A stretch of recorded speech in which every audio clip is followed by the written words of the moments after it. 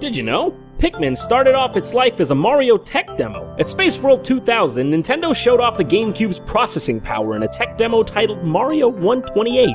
The demo had 128 Marios walking around on a warpable platform. They could be seen dismantling a giant Mario sprite and carrying the individual blocks with them. The main point of the demo was to show off the large amount of characters that all had artificial intelligence, as such a feat was not possible in the N64. At the 2007 Game Developers Conference, Shigeru Miyamoto confirmed that the demo's large amount of AI-enabled characters formed the basis for Pikmin. He also mentioned that the warpable platform in the demo influenced the freeform gravity-based level design in Super Mario Galaxy.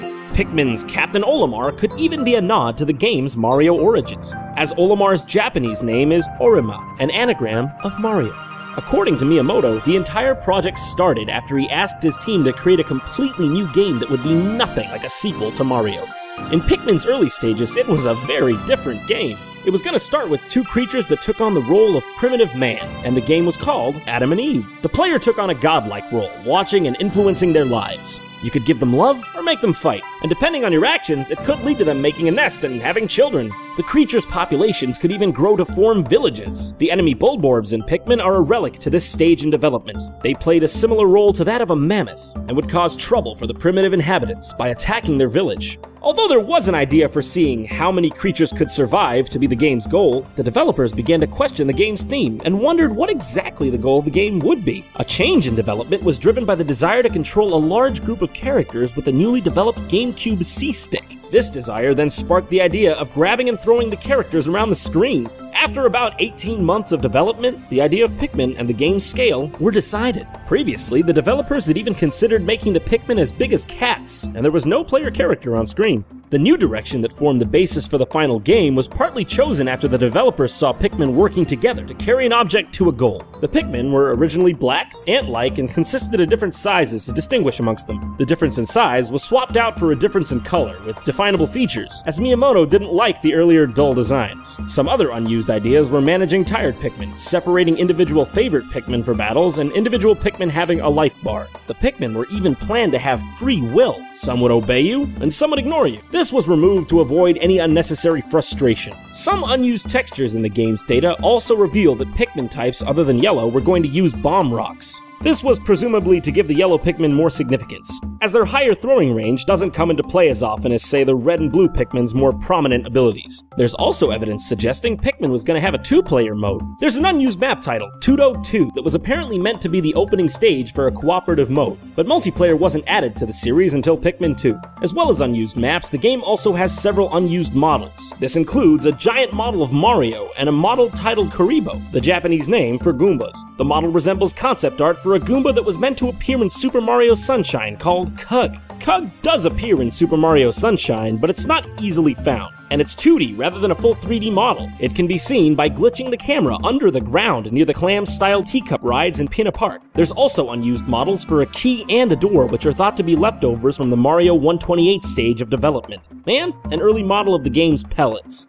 Actually, one interesting piece of trivia about the pellets is that according to the series developer Shigefumi Hino, the reason they pop out of defeated enemies is because whatever they eat turns into lumps of nutrients, forming as pellets in the creature's stomach. Several elements within Pikmin are directly inspired by real life. One example of this appears at the end of each day. According to Miyamoto, the whistle that alerts you to the coming sunset was inspired by a part of Japanese culture, where in some rural areas of Japan, people use melodies to signal the coming of sunset.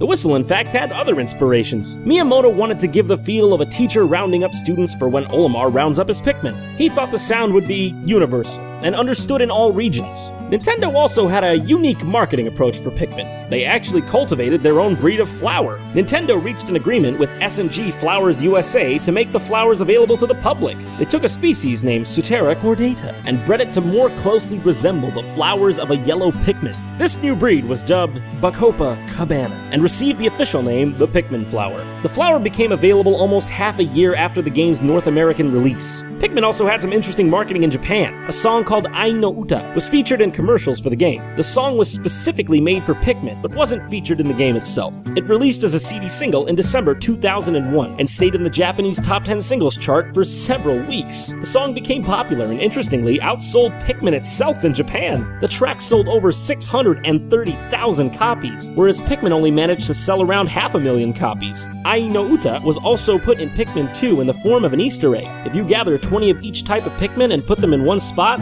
they'll begin to sing the song.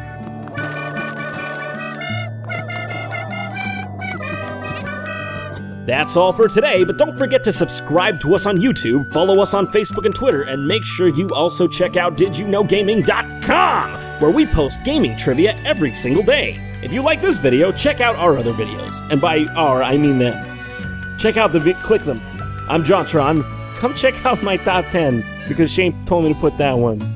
If you want to check out one of my videos that actually isn't sucky, you go to a different channel. Okay, bye. "